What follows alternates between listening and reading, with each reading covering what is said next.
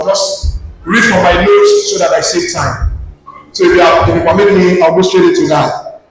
My name is Apostle Ogbaji. I'm by the privilege of God, the CEO of Southern Media and the senior pastor of Charles City Family Church based in Abuja.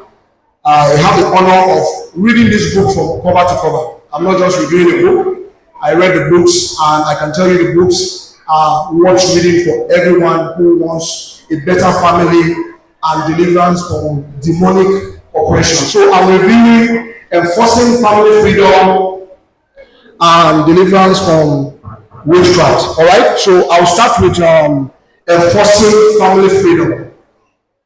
Distinguished guests, today we are not merely gathered for the launch of books, but for the unveiling of messages that speak directly to the most important institutions on earth, the family and the destiny of men and women. Enforcing family freedom is a deeply reflective and thought-provoking book that examines the hidden battles, inherent struggles, and the recurring patterns that affect many families across generations. Using biblical principles, scriptural illustrations, and practical spiritual insights, the author, God's Bishop Dr. Moses Azetu, explores how family foundations can influence destiny, relationships, progress, spiritual growth, and personal fulfillment. The book begins by establishing the family as God's original institution for dominion, fruitfulness, peace, and continuity. However, the author carefully explains how this divine structure has been attacked over time through ignorance, ungodly practices, destructive foundations, inherited limitations, and spiritual disconnection. Rather than treating family problems as random events, the author presents them as patterns that repeat across generations unless intentionally confronted and broken. One of the unique strengths of this book, Enforcing Family Freedom, is its balanced approach. It does not merely expose problems, it also provides pathways to restoration and freedom. The author combines spiritual sensitivity with practical reflection, consistently reminding readers that transformation is possible regardless of background, of history, or family experiences. The book has 9 chapters. The book begins with an introduction that establishes God's original purpose for the family and explains the motivation behind the book.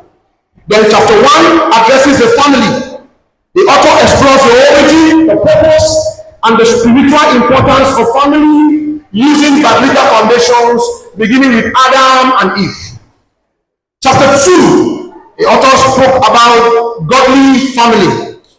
The chapter discussed how righteousness, spiritual values, and godly heritage positively shape generations and preserve destiny.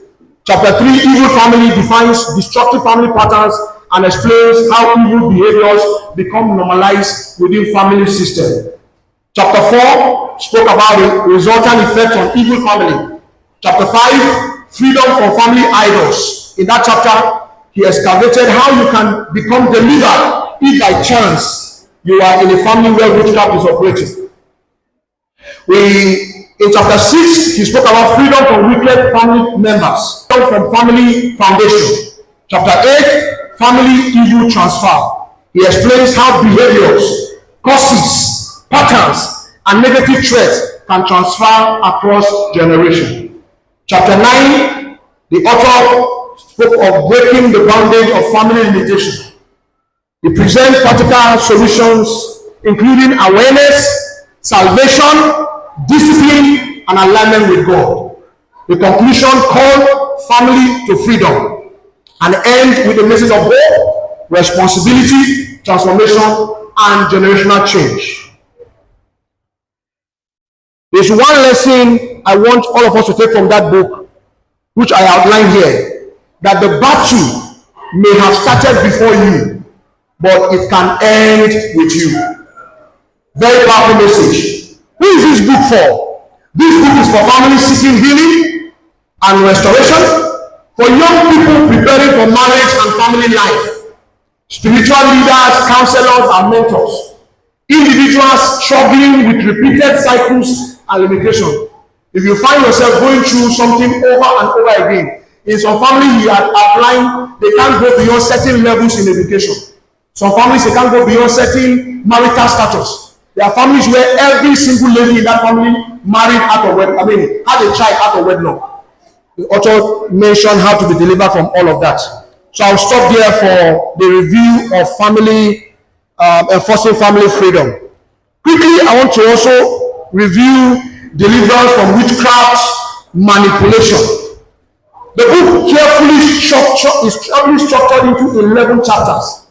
This particular one, deliverance from witchcraft manipulation, is carefully structured into 11 chapters, beginning with an introduction to witchcraft practices and gradually progressing into deeper discussions on witchcraft operation. I can tell you the truth, when I was reading this book, at some point I said, man of God, are you sure you have not been a witch before? Witchcraft operators, witchcraft people explain the author's perception of how spiritual manipulation operates.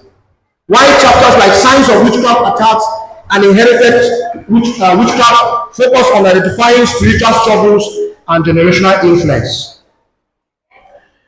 In conclusion, deliverance from witchcraft manipulation is more than a book. It is a call to spiritual awareness and deeper dependence on God. Whether read for spiritual growth, ministry, or personal reflection, the book leads readers challenge, inform, encourage, and reminded that no darkness is greater than the power of God. You know, one of the most important things I love about the book is that each of the book had over 21 prayers that one can read and pray with. And I am very impressed with the work. I want to encourage everyone seated here today, very distinguished guests and lovers and friends of this great family, to pick each of this book. The Lord bless you and encourage you.